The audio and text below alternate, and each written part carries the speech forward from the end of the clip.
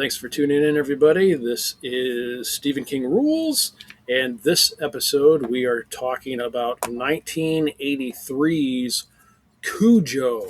And the first thing that I wanted to bring up about this was especially when I was rereading it for this episode, the first thing that popped out in my head was that not the centerpiece of the story, but one of the main components to this story was another crappy car.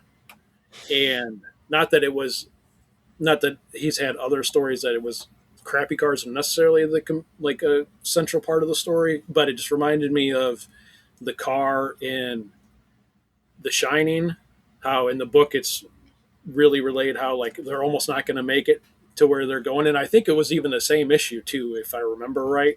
It was something if it was the the fuel tack or whatever, the gas needle or whatever they kept saying in the Pinto was the problem. But I think it was the same thing that, if I remember right, it was the same thing that Jack Torrance was kept saying in his head. What other car he was? I think that was a bug that he was driving. That Yeah. one. But if I remember right, it was the same issue. And then as I was reading this one, that's the only thing I could think of was like, I wonder what car Stephen King had when he was younger that gave him a bunch of crap with whatever that the gas needle or whatever he was saying was wrong with it, because it's almost like the same thing with when you notice in a lot of Stephen King stories, and I'm sure that other authors do this too, because it's what they know. But Stephen King has a tendency to, whenever his characters have a job in his books, they tend to be either authors or artists of some sort. Like nobody ever has like a normal job usually. But oddly, this in Cujo, this is one of the few stories where the guy has somewhat of a normal job, where he's a Yeah, ad exec or whatever. that's So, true. That is true. And I think this is one of the books that Stephen King does not really remember writing. So do you why? Just because of being coked out or whatever in the day? I think so. I think so. This is kind of like a crazy story to not remember. Like, I wonder what I don't know. I wonder what his inspiration was for this story back then. Yeah, because this story really, the whole more of the book, not so much in the movie itself, but when you're reading the book, and he even makes a point to point it out a couple of times in the book where Cujo's acting a little funny, and a Hmm. couple of different people are like, "Oh, hey, that's not normal," and then Yeah. they just like, "Oh, well, the next person will worry about it. That's fine." And then that just happens like with everything, like all of Yeah. this stuff in this throughout the story is to where it gets to a point where you as a reader are like, come on. But then he addresses it and he's like, yeah, it's weird that all of this stuff just keeps happening, but it's just like a perfect storm of events and everything just keeps happening. People aren't answering the phone, or they're not where they're supposed to be, or, it's throughout the whole story, but it's not really in the movie that way, that much though, No. really. No, I feel like the movie really condenses what makes the book scary. And I don't know if I'm verbalizing that in a right way, but I think that the book feels so much more claustrophobic and violent than the movie does. I feel like in the movie they cut out a lot of the things that were like speculative, you know. That was one of my notes too that I had, and it was that in this movie, part of that it's a product of its time, because especially like the first like half of it or so, until they get to where like the action kind of starts and stuff, but there's not even really any action once that really starts to happen. But the first half of the movie really kind of feels like a soap opera more than anything Mm. of the time. That's kind of the way that it's written too, but like you were saying, there's something that Stephen King is able to get across when he's like writing about this. It's the same exact story that he's telling in the book, but somehow it just he's able to make it feel different, you know, to whereas like Yeah. the opening to this movie, it's just like, oh, this is like some bad drama where you have some wife who's running around with this other scuzzy guy from town, and she's breaking up with him, and he's gonna come and like he doesn't really even do anything in the movie. He just like comes to her house and like fondles her knife set for some reason. It's the same thing that happens in the book, but again, it's just like it's weird that you're just a he somehow gets you to feel like a lot of different emotions and stuff, and it's the same thing when they're in the car and stuff. You know, they're just not hanging out in the car. He's like he makes it suspenseful even though you're just sitting in a car. Yeah. And I do think that is something that he does so well that's so hard to translate into a movie. It's just that like special characteristic of his writing where he's able to make, I mean, obviously it is a scary situation, but you know, he adds Cujo's internal dialogue in the book, which we don't see in the movie. And I feel like this book is definitely scarier to me than Carrie is, but I feel like Cujo as an antagonist, I have similar feelings towards where, you know, Carrie is doing awful things, but you feel bad for her. And Cujo's kind of the same way, especially in the book, because you have this internal dialogue of how he doesn't want to be bad. He's not trying to be bad. It's just the rabies have taken over his brain and made him crazy. I was one of the things I noticed too was that like oh we're not getting this like I knew that was in there already, but this most recent time when I watched it I was like oh yeah it's too bad we're not getting they didn't figure out a way to give us like Cujo's point of view other than just every once in a while you kind of get a shot that you would have to assume is like oh yeah that's Cujo going after him or whatever. Well, and it's interesting too when you have a story where, you know, kind of the like core theme in the book is this like domestic violence of these men against their wives or, you know, Kemp against his mistress.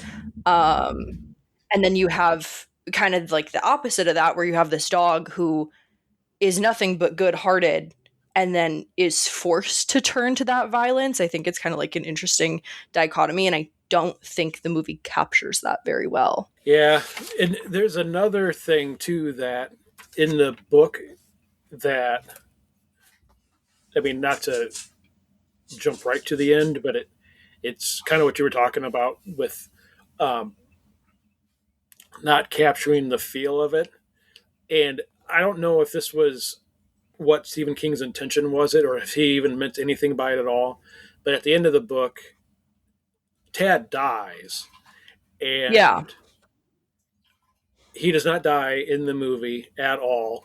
Um, and I used to always think that that in itself maybe made it kind of a bad adaptation. But really, I was thinking about it like earlier today, prepping for this, and I don't necessarily think the changing that aspect of the ending of it necessarily makes it a bad adaptation because it doesn't really take anything away from the story.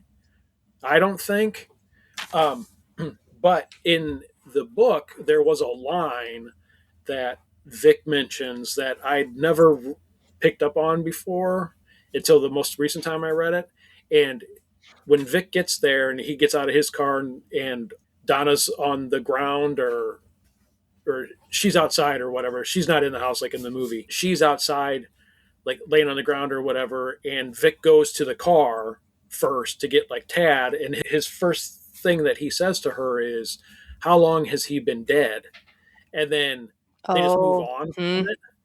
And I'm like, oh man, that would have been an interesting take on it if it would have been revealed that like maybe Tad had actually been dead for like a day or like a day and a half or something, and you know, and then Donna was because of the heat and dehydration and stuff had like no he was just alive, and then you know like it comes to realize that oh no he actually died a day and a half ago, which is probably the reason why you were able to survive because you were able to drink his portion of the milk and this and that. Mm. It was just kind of a throwaway line that I don't think Stephen King meant anything of it by, but I was like, oh, that would have been an interesting take on it if, like, again, it doesn't really change the end of the story, but it would have made it a little bit like, oh, she was going like really crazy to where even didn't even realize he was dead because there's been a few other movies where they get to the end and you have like that false ending and you're like, oh, okay, that's Mhm. what happened, that's cool, and then it's like, and then they like wake up or have a flashback or whatever, and then you're like, oh, that's not what happened, this is really what happened. Or like Jason's jumping out of the lake and like dragging her, you know? Yeah, I do love like Yeah. a false happy ending. I do that's an interesting point you make because when I did my reread on the plane and I like read it like front to back in one sitting and I was thinking about the conversation we had last time as to like when Stephen King like started to get the idea for it. And I understand, I mean, I know there's the sequel Rattlesnakes. What is that in? Some Like It Darker? And where it kind of talks about like Frank Dodd and like the spirit and whatever. But in the book, especially, you know, Tad is like seeing things in his closet and like it's kind of like the shape of Cujo. And in the book, it's like, oh, maybe it's just the spirit of Frank Dodd like haunting the town. And to me, that reminded me so much of like Georgie going down into the basement and like seeing the doorknobs and thinking it was like something's glowing amber eyes. And so I wonder if like to me, I don't know. It's some of the events in the book definitely feel supernatural and definitely feel like there was something else at play. So I Hmm. wonder if there was any inspiration there, if there was like a little thread there for it in the future. But Yeah, because it doesn't seem like he can even leave the stories that could be plausible, like completely plausible. He still always has to yeah. have that little element of maybe this is what it is, which is And I cool. think So I do think that's cool, especially in a story, you know, about something that could be real. You know, I mean, domestic violence is very real. Rabid dogs are very real. You know, I don't know if there have been rabid dogs that go on like a week long killing spree, but I guess it's not out of the realm. yeah, I didn't do any fact checking to see how often um, or how long like a Saint Bernard would live if they were infected. And I don't have any idea too if it makes any difference if you get bit on your nose compared to like Mm. getting bit on your butt and stuff. I'm not sure. Like if it like the venom like somehow would like dilute a little bit if it had like your whole body to run through or something. Who knows? Well, I do think it's interesting because I know like when you get bit by a rabid animal, it's like almost like no one survives. But doesn't Donna survive the rabies treatment at the end of the book? And I think back in then too, like in the early '80s, if I remember, I never knew anybody that actually had to do it, and I didn't do any Mm. research for this to see if this is true or not. But I seem to remember always hearing that if you had to get rabies shots, it was like you got a whole bunch of them, and it was like right in your stomach. Yeah, and So that's like where she got the most, you know. I don't know. I feel like for how torn up she was, that was probably like maybe the least realistic thing about the book. But I do I don't know. I agree with you. I'm kind of neutral about Tad not dying in the movie. I do think there's something to be said about having an ending that's happy when you're dealing with like such violence, you know, like that violence doesn't always win. Where I feel like in the book it's very much a tragedy, as like there's all these bad things happening and as hard as she tried to save him and as much as she sacrificed, you know, like it was too little too late, she still couldn't. And like how close he was in the book to making it, you know, like how close help was. I wonder with because I know that Stephen King nowadays does a ton of research and stuff, and like anything that's in any like his books now that could be plausible, he always makes sure that it's real and stuff. So I wonder back in like the late 70s and stuff when he was writing this story, how prevalent it was that people were leaving like children in cars and stuff and or pets Mm, in cars and stuff they were dying because yeah. that's the only other thing with this story that I've always had a problem with is the amount of time that they're in that car. Um, Yeah. and then because I think in the book it's portrayed as like 72 hours. I think is kind of Yeah. like it's It's a 3 days, while. and then in the movie it's not quite clear how long it is because like you had said earlier like everything's more like compacted and stuff and to where instead of this being over like a week it almost seems like it's kind of over like a hey I have problems with my car, oh cool, take them to the Yep. garage, I gotta go out of town, all right, I'll see you guys in 10 days, and then but then he's back and even he said he was going to be gone for 10 days but like it's not 10 days later, so but they didn't No. like yeah it's weird. I was just gonna say that's like I just the pacing I think really does because that's what's so claustrophobic about the book is how long they're in there for, Yeah. and like you think about being stuck in a hot car and like what's your alternative? Getting out and getting mauled, and like Yeah, that's the only. That's the. I wonder if it was a thing that happened back then, or if it was like one of those. It could have been like one of those things that people sort of heard about, mm, and like it didn't really become a thing until later. 'Cause I don't know, like those old cars, maybe they weren't well insulated and stuff to where they didn't. Maybe they didn't get so hot during the day. I don't have any idea, and I don't. yeah. I don't even know anybody that has a Pinto, so it's not like we can go test it out through research. That this takes place in Castle Rock, um, Mm, which is another made up Stephen King town. I don't know if I think maybe one of the other stories that we've talked about so far maybe it already takes place in Castle Rock. I'm not sure, and I don't remember where Pet Cemetery takes place at.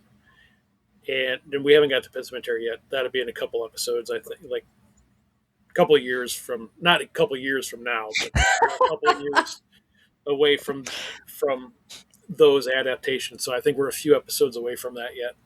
But anyway, what I was thinking of, part of what I was thinking of when I was reading this was, again, like for the most of the story, like this one is pretty realistic. Like you said, outside of like the Frank Dodd stuff and the like, oh, there's a monster in my closet, and then that's kind of alluded to towards throughout the book. Um, but for the most part, it's this realistic story that could happen. But what if this happened in the same place that Pet Cemetery happened?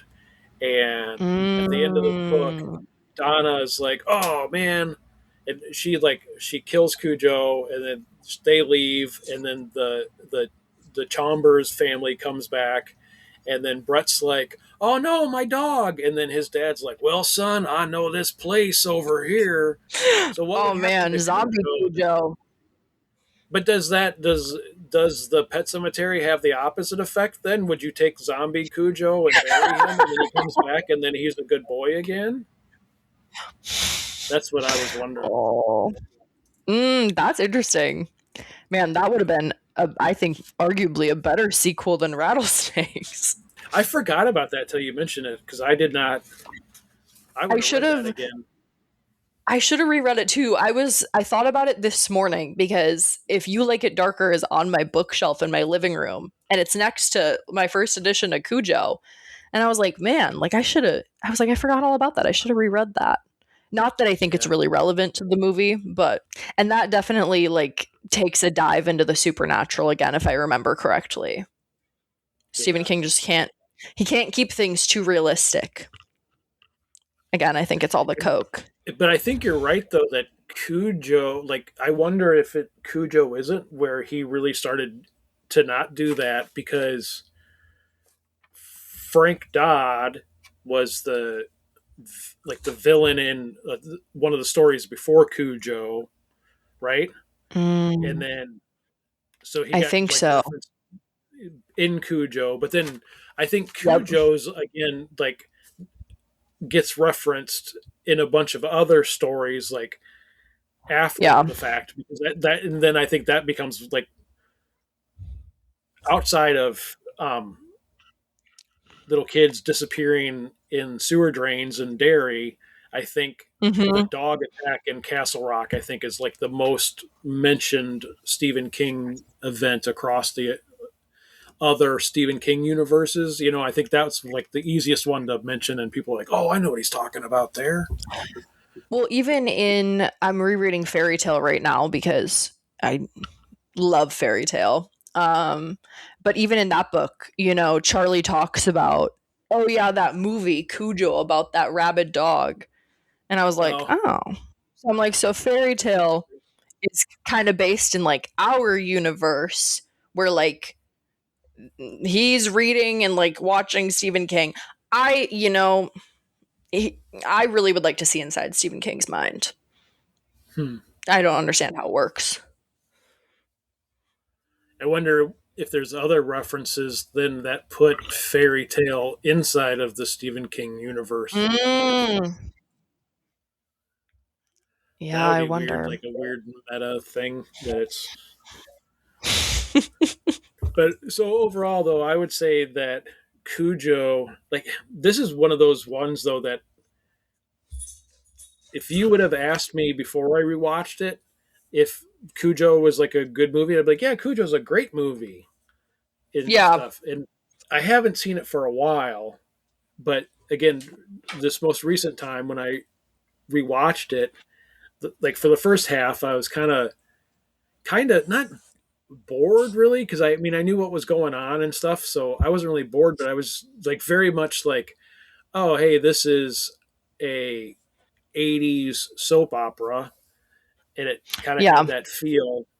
But like I said, but then I was like, yeah, but this is how the book is kind of written. But again, it's like it's the same stuff that's happened in the book. It's just like it like this just feels lame.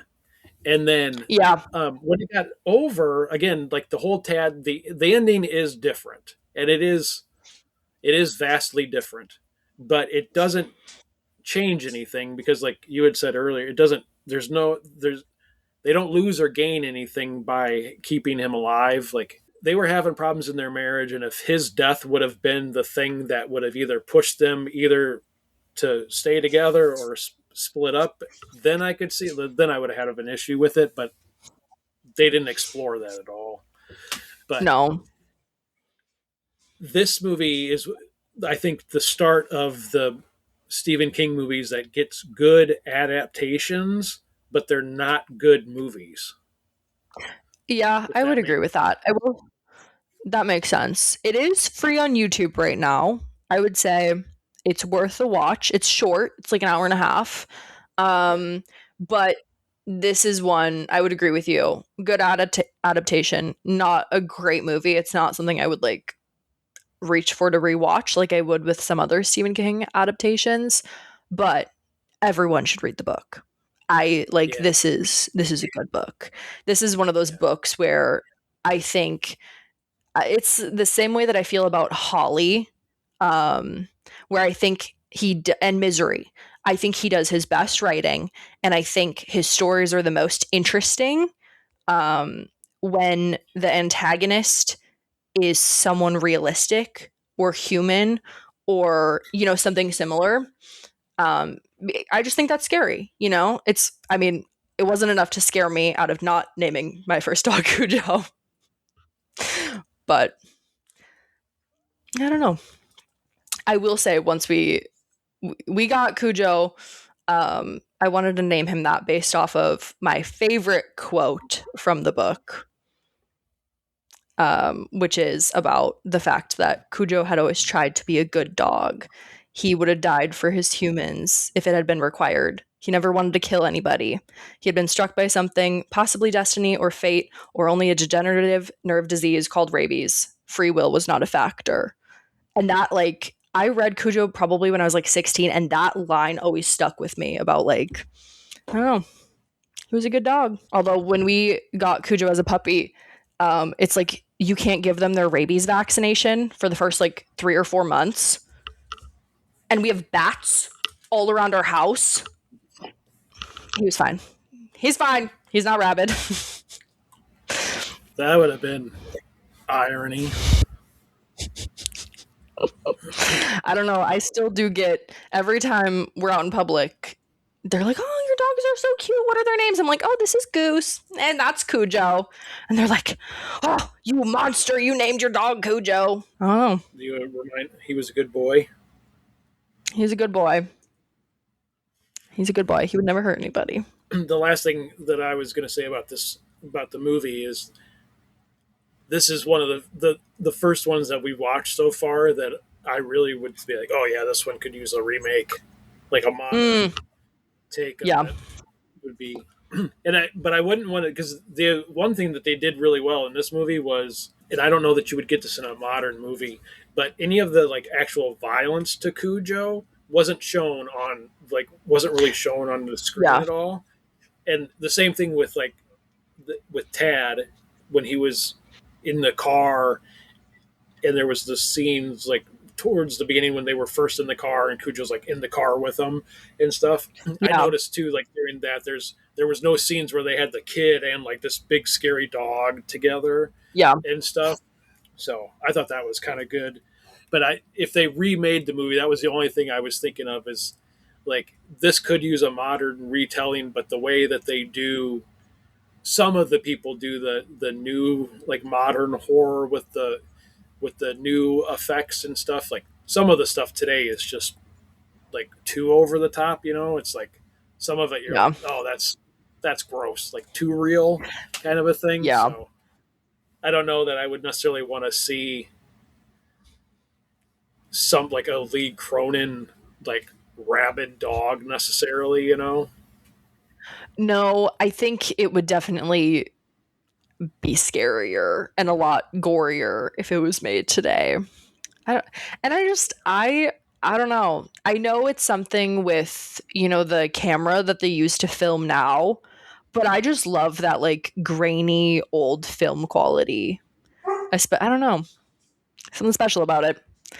But yeah, I do think if they would make a remake, it would be interesting if they explored, more of those like interpersonal relationships, more of the supernatural elements, if they would figure out a way without it being like campy to do Cujo's internal dialogue. Um, You'd almost need HBO to pick it up and do a limited series on it. So like, yeah, and it doesn't even be like long. Like you could yeah, like I think the length of this movie is like pretty good. So you could do like a 4 episode thing and have them like be mm, like 45 minutes long. So that'd be like it'd be longer than this, but it still would be shorter than I think 8 episodes would be too much. yeah. I would agree with that, but I don't know. It's a good one. It's a good book. All right. Well, thanks everybody for tuning in. Be sure to like, share, subscribe, all that good stuff, and we'll talk to you next time.